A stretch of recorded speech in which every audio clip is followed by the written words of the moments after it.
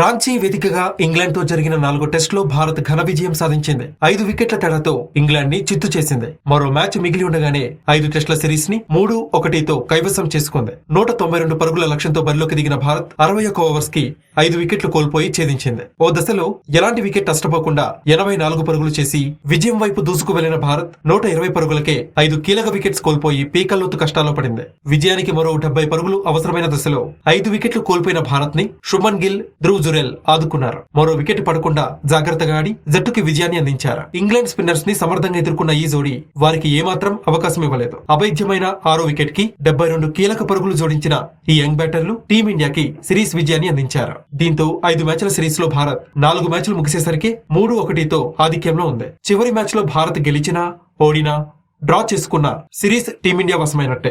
4వ టెస్ట్ లో బాధ్యతాయుతంగా ఆడి జట్టు విజయంలో కీలక పాత్ర పోషించిన యువ ఆటగాడు wicket keeper Dhruv Jurel player of the match గా ఎంపికయ్యాడు. ఇక సిరీస్ లో చివరిదైన 5వ టెస్ట్ మార్చి 7 నుంచి ధర్మశాల వేదికగా ప్రారంభం కాబోతుంది. టీమిండియా కెప్టెన్ రోహిత్ శర్మ చరిత్ర సృష్టించాడు. ఇంగ్లాండ్ పజ్బాల్ గేమ్ అప్రోచ్ కి ధీటుగా బదులిచ్చి సిరీస్ కైవసం చేసుకున్న తొలి సారథిగా నిలిచాడు. ఇంగ్లాండ్ కెప్టెన్ గా బెన్ స్టోక్స్, హెడ్ కోచ్ గా మెక్కలం బాధ్యతలు చేపట్టిన తర్వాత ఆ జట్టు ఓడిపోయిన తొలి సిరీస్ ఇదే.